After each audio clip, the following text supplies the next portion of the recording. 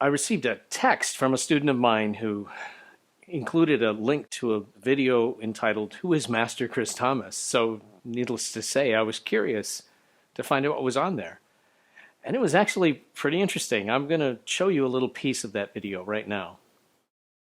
I was watching a video of Master Chris Thomas. I don't know if he likes to be called Shihan or Sensei. I mean, he's definitely a qualified sensei. He was a sensei. He was a black belt writing for magazines when I was a white belt that only knew a tiny bit of only one style. But I read the magazines and I thought the stuff in the magazines was cool. I was reading, I think it was Black Belt magazine, and he was talking about how there are no blocks in karate. And I was like, you know, young kid, white belt in Shotokan,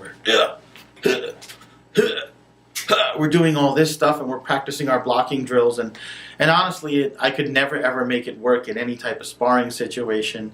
And the area I lived in, you know, we had fights. People picked on you. And I mean, that stuff just wasn't ever going to work, okay? And I read the article and I'm like, man, I don't know if this is true, but I sure hope this is true. I sure hope that this stuff that we spent all this time and energy perfecting and making hard and sharp are actually very dangerous things and not the useless for blocking blocks that they appear to be. So in the article, he talked about a form called Heian Sandan. He was talking about this move, right? And how an attack is coming in, and what you're doing is hitting down. Like say it's a right punch, so imagine the right punch coming right at me. And this is the inside of the right punch, and this is the outside. This hand is coming down, striking from the outside of the elbow. This hand is coming up, and you wind up trapping that elbow. And when you're coming down, that actually signifies wrenching the shoulder joint. And then when you turn, you're throwing your opponent away. And I was like, that would be really cool if that were true. That's not what they were teaching in the dojo. And I think it was a Saturday or something like that. I remember it was a fairly sunny day, nice outside, and I was like, well, here I am in karate class again. And I was paired up with this adult male green belt.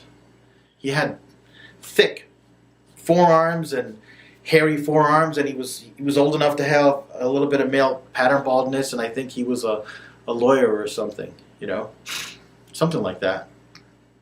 I mean, it was bigger than me, stronger than me. I was just a little kid. And for some reason, I just remembered that magazine article, Sensei Chris Thomas, and I go, and he looks a little confused, and he throws the punch, and I go, I trap that arm, and I wrench down on it, and I turn, and he falls on his face. He fell like, boom, and I instantly felt bad, and everybody was kind of quiet.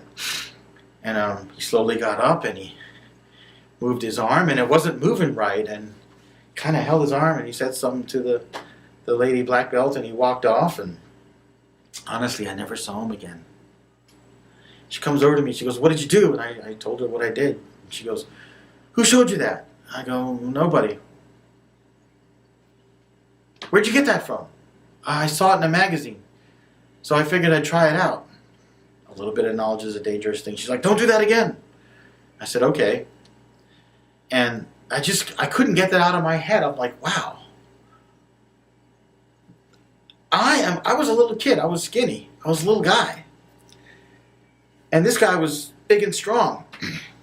And I did this one technique, which granted, I probably used way too much force because I thought I would never even be able to fold that big, huge, meaty arm. And I caused him some kind of injury. I took him off balance. I slammed him on the floor. All right? And I'm like, there's something to this art more than what they're telling me. You know, this sort of set me on one of the paths that I'm on now. And why I like forms so much. Because a lot of these ancient forms, they actually do have very dangerous and deadly material. Material that, if applied at the right time, at the right angle, an 11-year-old boy can injure a man in his likely mid to late 20s. I never met Master Chris Thomas. I'd probably like to. I think it'd be probably cool to train with him. Okay, that was cool. a really interesting story. And just so you know, I put the link to the full video below here, and you can click on it if you want to see the rest of it. But it was interesting for me to see that something I'd written had an impact on somebody. And you have to know, I mean, I've written dozens and dozens of articles published all over the world, many, many different martial arts magazines. I've traveled and taught seminars in a lot of different countries. Stuff on YouTube. I do online content that people subscribe to. And as a result, I'm used to getting a lot of feedback, but most of it's negative. You know how people are. They're like, oh, that'll never work, or you're a fraud, or something like that. So it's nice to hear that actually something I did had a positive impact on somebody's growth as a martial artist. Plus, it's a really cool story about how effective real application to kata is. But another thing that struck me about that is this observation that applies to all of us who are in the martial arts, who are in the roles of teachers or instructors. The lives we live, the things we teach, how we approach and deal with people, how we deal with people from other styles and other systems, all of these things make a real impact in people's lives. Even if somebody disagrees with us, hopefully they can respect us in the process. And maybe that disagreement itself becomes an opportunity for them and maybe for us to grow and improve. I'm Chris Thomas. These are some reflections from the MasterClass. Thanks for watching, and now go train.